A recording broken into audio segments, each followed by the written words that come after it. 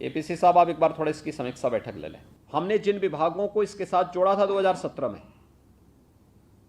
उन्हीं विभागों को ध्यान में रख करके बड़ी टीम बनाने की बजाय हम लोगों ने कोविड नियंत्रण के लिए पहले टीम 11, बाद में टीम 9 बना करके कोरोना जैसी महामारी को भी पूरी तरह नियंत्रण करने में सफलता प्राप्त की। और देश के अंदर एक अच्छे मॉडल यूपी के द्वारा समय समय पर जो जारी किए गए, ये उसके उदाहरण भी हैं।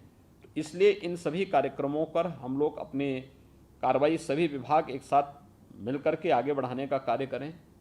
1 जुलाई से अलग अलग जनपदों में कार्यक्रम होंगे। कहीं पर प्रभारी जो मंत्रीगण भी जाएंगे, कहीं नोडल अधिकारी जाएं, हर जनपद में कार्यक्रम हो। स्वास्थ्य विभाग के भी वरिष्ठ अधिकारीगण जनपदों में जाएं, कैंप करें और इसे अभियान के रूप में एक तो लेने की कार्रवाई आगे बढ़ाएं। दूसरा, 1 जुलाई से लेकर के अभी स्कूल चलो अभियान को सफलतापूर्वक बेसिक शिक्षा परिषद भी और माध्यमिक शिक्षा भी दोनों के स्तर पर अपने अपने स्कूलों की स्थिति को ठीक करने की व्यवस्था। प्रयास ये होना चाहिए कि विद्यालय दर्शनीय होने चाहिए। मैं एक दिन यहीं लखनऊ में एक इंटर कॉलेज का वैसे चला गया था मैं एक कार्यक्रम में। बहुत पुरानी बिल्डिंग है, लेकिन उसमें बड़े बड़े पेड़ जमे हुए। क्या मतलब है?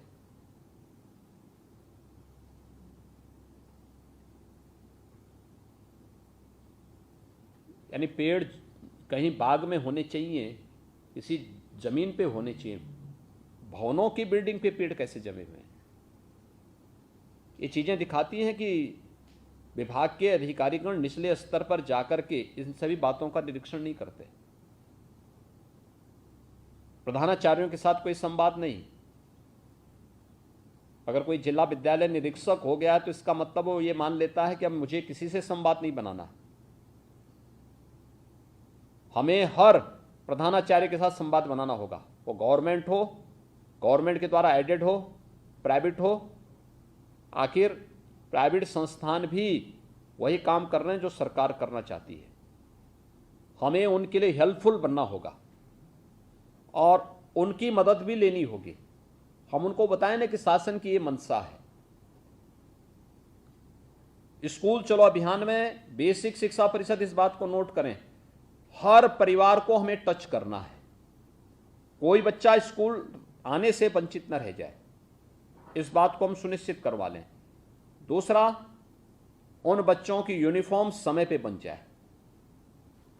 पैसा डीबीटी के माध्यम से दे रहे हैं तो ये सुनिश्चित करना, जवाबदेही भी तय करना कि यूनिफॉर्म बच्चे के लिए जरूर बन जाए, बैग बुक्स उन्हें जरूर मिल जाए। स्कूल में भी साफ सफाई की व्यवस्था हो, बालक बालिकाओं के लिए टॉयलेट, पेयजल की व्यवस्था अलग अलग हो, बैठने की व्यवस्था उनकी अलग ठीक ढंग से ठीक हो, नियमित क्लासेस चलें। इसके बारे में अभी से अभियान चलें। स्कूल चलो अभियान पर हमें फोकस करना होगा।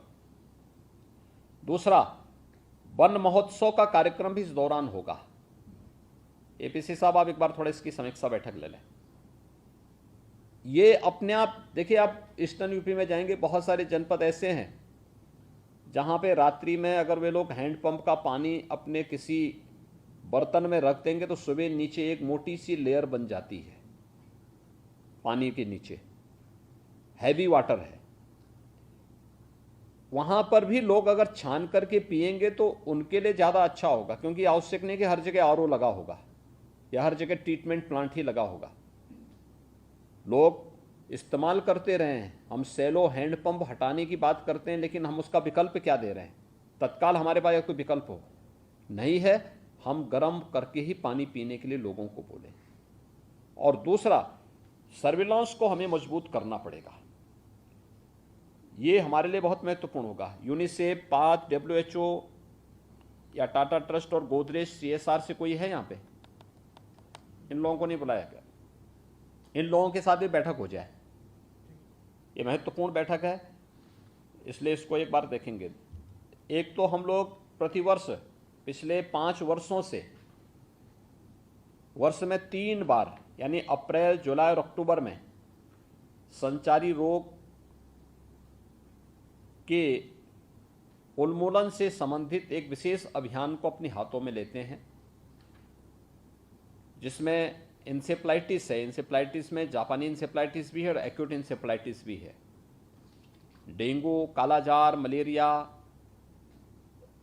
चिकनगुनिया, इन सब के खिलाफ एक विशेष अभियान होता है ये, जिसमें सेंट्रल और स्टेट गवर्नमेंट दोनों की स्कीम को हम लोग लेकर के चलते हैं। राज्य सरकार के स्तर पर अंतर विभागीय समन्वय के माध्यम से ये अभियान चलता है। 1 जुलाई से अभियान प्रारंभ होगा पूरे प्रदेश में। पहले सीमित 38 जनपदों तक हम लोगों का वो था, लेकिन बाद में हम लोगों ने कहा कि भाई प्रदेश का कोई ना कोई जनपद किसी न किसी, अगर आप 38 जनपदों को देखेंगे तो इंसेफ्लाइटिस की दृष्टि से संवेदनशील है, लेकिन वहीं अगर आप मध्य यूपी से जुड़े हुए या पश्चिम यूपी से जुड़े हुए कुछ जनपदों को देखेंगे, इंसेफ्लाइटिस आपको कुशीनगर से लेकर के सहारनपुर तक उसके पेशेंट मिलेंगे। डेंगू मथुरा, फिरोजाबाद, आगरा से लेकर के लखनऊ तक इससे जुड़े हुए मामले कानपुर, ये सभी उसमें देखने को मिलते हैं। मलेरिया बरेली और उसके आसपास के क्षेत्र इसके दृष्टि से संवेदनशील है। कालाजार के लिए वाराणसी और उसके आसपास के जनपद संवेदनशील हैं। चिकनगुनिया के लिए बुंदेलखंड का पूरा क्षेत्र इसके लिए संवेदनशील है। यानी प्रदेश कहीं ना कहीं किसी न किसी रूप में, कम या ज़्यादा रूप में उसके प्रभावित है। बीमारी बढ़ती तभी है जब कम की हम लापरवाही करते हैं और उसकी अनदेखी करते हैं। इसलिए हमें पूरे प्रदेश को इसके लिए लेना पड़ा है। इसलिए पूरे प्रदेश में एक साथ ये अभियान चलना चाहिए। 1 तारीख से अभियान चलना है। हर जिला मुख्यालय पर, हर तहसील मुख्यालय पर, हर ब्लॉक मुख्यालय पर, हर नगर निकाय, हर सार्वजनिक स्थल पर, ब्लॉक मुख्यालय, चिकित्सालय, इन सभी पर सूचना विभाग, स्वास्थ्य विभाग के साथ मिलकर के बड़े बड़े होर्डिंग्स लगाएं, संचारी रोग नियंत्रण से जुड़े हुए उसको लेकर के। इससे कौन कौन सी बीमारियां हैं, इनसे बचाव के लिए क्या सावधानी बरती जानी चाहिए, एक। दूसरा, इस अभियान को सफलतापूर्वक आगे बढ़ाने की जिम्मेदारी केवल स्वास्थ्य विभाग की नहीं है, इस सभी की सामूहिक जिम्मेदारी है। सभी लोग मिलकर के इस अभियान को सफलता की ऊंचाइयों तक पहुंचाने में अपना योगदान दें। जैसे अभी अलग अलग विभागों ने बोला कि क्या उनके स्तर पर हो रहा है। स्कूल कुछ जगह खुल चुके हैं, कुछ 1 जुलाई से खुलेंगे, कुछ 5 जुलाई से खुलेंगे। बच्चों में अभी से अवेयरनेस के कार्यक्रम, हम टेलीविजन में विज्ञापन भी दें तो बहुत अच्छे छोटे छोटे विज्ञापन दें। लंबा विज्ञापन कोई देखता नहीं जी, छोटे विज्ञापन, 30 सेकंड के विज्ञापन, प्रभावी विज्ञापन, अलग अलग उसके विज्ञापन हों।